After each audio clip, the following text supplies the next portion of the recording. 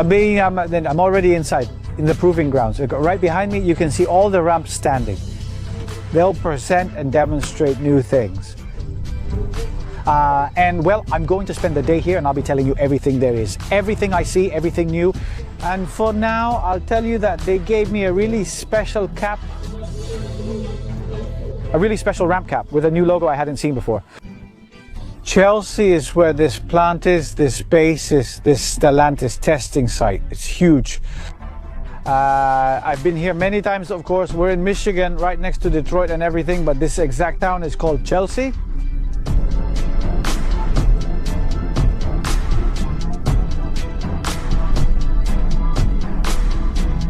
Okay, here.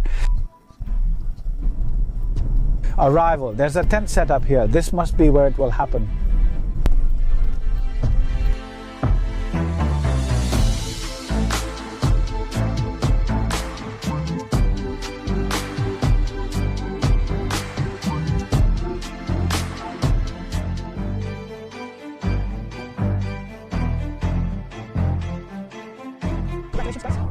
I'm happy that we can also do the first round of the NBA.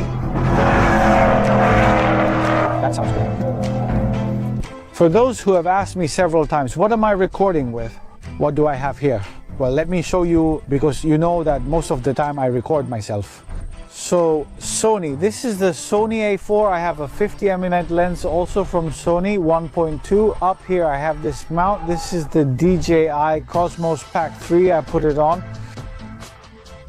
This one has a wide angle and this is a tight angle because it's a fixed 50mm lens. 1.2, that's what I use to record. And also when I'm inside the car, well, then I use this Insta360 that I'm talking to you with. Now I put a smaller one in front so I can work inside the car. But basically it's this camera that records me. That's why I have two shots, one wide and one close up of what I'm doing.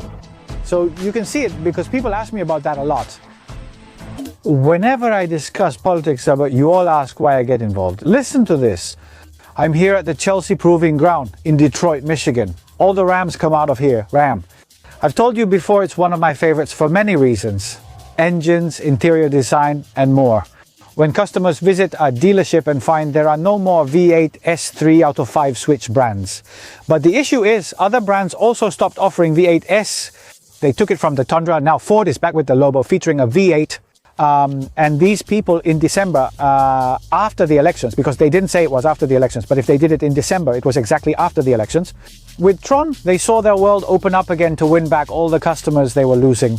They had exactly 7 months to bring back a 5.7-liter V8 and put it in these trucks again.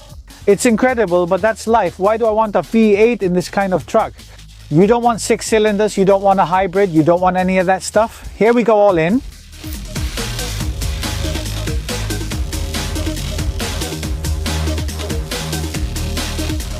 Take advantage of this moment and subscribe, because many of these people, content creators, journalists who are invited here, don't talk about what I talk about because they're afraid they won't be invited again. Honestly, I couldn't care less. I don't care if they invite me. But when they put a truck like this in front of me, which I think is amazing, with the story behind it, if I didn't discuss what's happening, I'd be a hypocrite. So subscribe and let's dive in to see the context here. Subtitles to Amador. Subtitles Amador community. Let's talk a little bit about this new logo. I have it on the cap that's here in the truck and now it's everywhere. It's called the protest symbol that Rano introduced for the first time when they spoke. Now that they're coming back with these Hemi V8S and especially with this e-torque, which we're also going to talk about, I wanted to talk so you could see clearly. They've made 4 exhaust outlets there.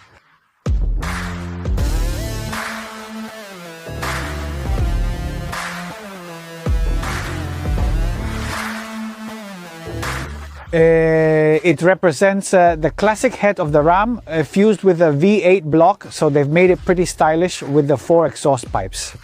And that's a cry of rebellion against the downsizing era, the era we had when the previous Biden administration was in power. They plan to eliminate V8 S6 cylinders and everything else, forcing you to drive an electric truck. Whether you like it or not, that's the truth. And this isn't politics, because that's what's happening in the market. We have to talk about it. Let's be honest. Downsizing meant that era focused on making everything smaller, using 6 cylinders and more. Pure protest. They did it in a record 7 months since the engines were already out. They had to work on everything here to be able to bring this new 5.7 V8 to the market, and it sounds phenomenal. I'll be driving it around here in special spots, on dirt and more. Can you imagine that feeling of the deep sound of a V8 engine? Because those sounds reverberate inside you, they roar on the asphalt. This isn't nostalgia, this is nothing more than the return of the Hemi, that very important engine. So what we have here is a modern twist thanks to this system called e-torque. They've evolved the truck era. Some employees, including engineers who've been here 40 years, spoke with us and brought notes. It's hard to recall everything from 40 years, but they've witnessed the evolution up to now.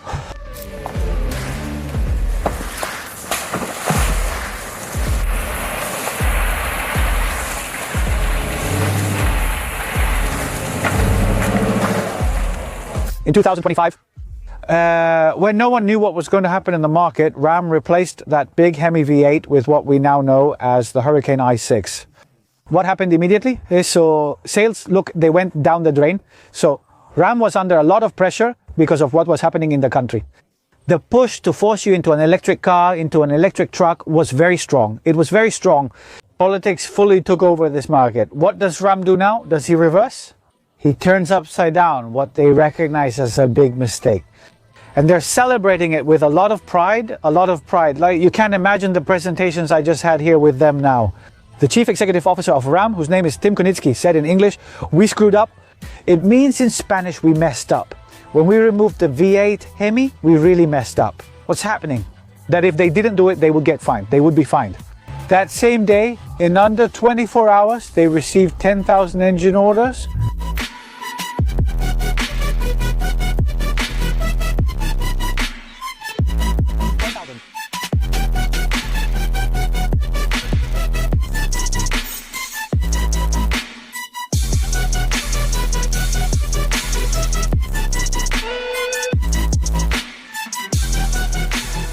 There are many Ram models. This e-torque has a fully chrome front, which I don't like. I would get one of those over there from the Revolt, something that's super black. That's what I would get. Still, it looks impressive. This one's lower, but I prefer more aggressive, heavier, taller ones. Hooks so it can tow you. All this chrome in the front, the camera, everything else here hasn't changed at all. Okay, the hood. Now you'll see that they put the e-torque badge under the 1500, but the front is pretty similar. I have it written down here because they just gave me the price list. First of all, what I want to tell you is that just for having the Hemi, the price will go up by $1,500. But I'll tell you by model. For example, the rear-wheel drive Ram Traceman costs $42,370, okay? Adding the Hemi costs $1,200 or $2,895 based on trim level. That one, okay? A mid-range model will cost between $50,000 and $67,000 depending on options. They made it for all those people who don't want to give up character, who don't want to give up the noise. All that lineage that only a V8 can offer you, you know it and I know it. It's for those who work hard so they can enjoy a pleasure that's called the visceral thrill of racing. If you want to race it, you can race it. If you want to work it, you can work it. I'd say you should earn $80,000 to $100,000 a year to buy this truck. So you don't get too tight with your money, right? Let's open this up and see. From the 5.7 Hemi 5.8 engine, we have 395 horsepower and 410 pound-feet of torque. I want to tell you that even though it's such a big engine, it's placed way back here to balance the weight a bit, and it leaves quite a large space. Go ahead, if you don't want the V8, we have other engines available. They won't limit your choices. 3.6L Pentastar, 305 HP, 269 lb-ft torque. You have the 3-liter Huracan i6, that one has 420 horsepower, 496 pound-feet of torque. You have the 3-liter Huracan, also an i6, 540 horsepower, 521 pound-feet of torque. The 8-speed automatic transmission, that includes all variants. Versions are available with rear wheel or all-wheel drive. Now let's discuss the side. Here we have these mirrors that are of course retractable with lights. Here we have a camera underneath because you have a 360-degree bird's eye view. Limited RAM is why there's so much chrome here. To open the door, of course, the step comes out here. Okay. We have built-in performance suspension, especially on the Revolt. Here we have 22-inch wheels, Scorpion tires. You also have what's called active level. Active level is air suspension on all wheels, but that depends on the configuration you order. It's not standard for everything. That's why there are so many price variations, from the basic one to the one that has everything. Of course, let's continue over here. These fenders are small, but they look fine. 1,500 Itoku on the back. Of course, the doors here are massive. You'll see inside, big doors. Everything closes tightly here. Never put your hand in when the step is open because it can catch your hand when it closes. It almost happened to me, almost, when I dropped the key and went to grab it like this. Be very careful, really careful with that. This is an option that you have in the Rams, which I really like a lot. There's one on each side and it's a storage space they've made right above the wheel. They have interior drains, they're excellent.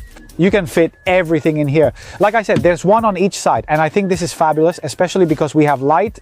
But we also have a key because you can put whatever you want in there, lock it with your key, and that's it. I think this is a very, very good option that the Ram has.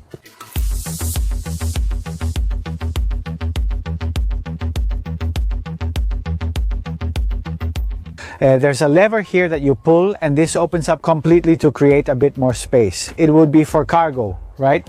The storage space inside is limited, though you can expand it slightly at the bottom. I'm not sure if you can see this clearly. When we have it like this, that space is created, right? So this, if you don't want to keep it, you close it like this, okay? We take this out here and close it like this. Here, outside, and that's it, okay?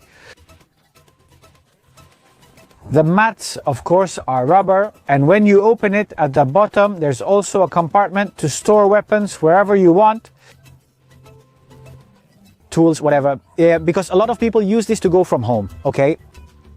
But there are so many compartments to store things that it's fabulous. The mat, of course, is rubber combined with a bit of fabric on top. This is not the off-road version. Okay, this is the limited, the luxury one. All the connectors here in the center, USB, USB-C, regular USB, 115 volts, 400 watts.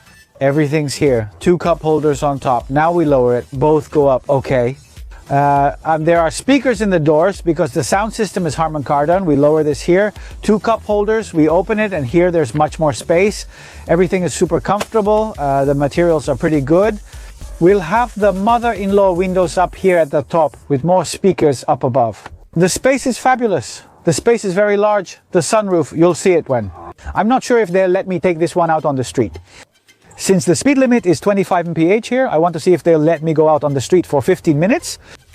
This opens all the way, right? Panoramic sunroof, one of the best in its segment. We also have cup holders in the doors. How many?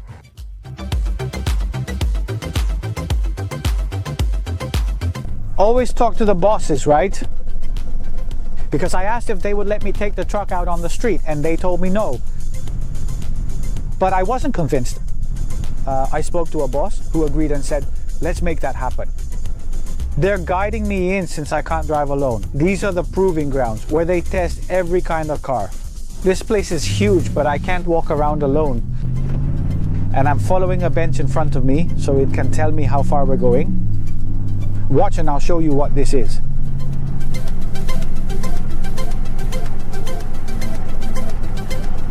This is just a little piece, okay? Because this place is huge, really huge.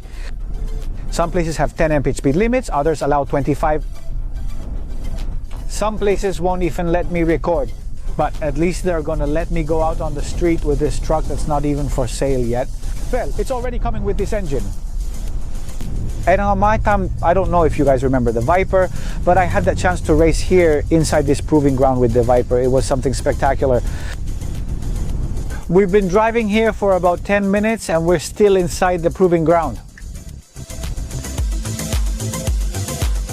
They just created a loop for me here in the navigation so I can go out to the street with her. And let me tell you something. Has anyone taken these engines to the street? I might not be the first, but I'm among the first to do it. And what I'm going to do is put it in sport mode right away because I won't have time to go to Earth. They already told me that in an hour they're taking me to the airport, at least out on the street. We're going to go out and cruise around a bit out there. This loop you see here on the map takes about 20 minutes.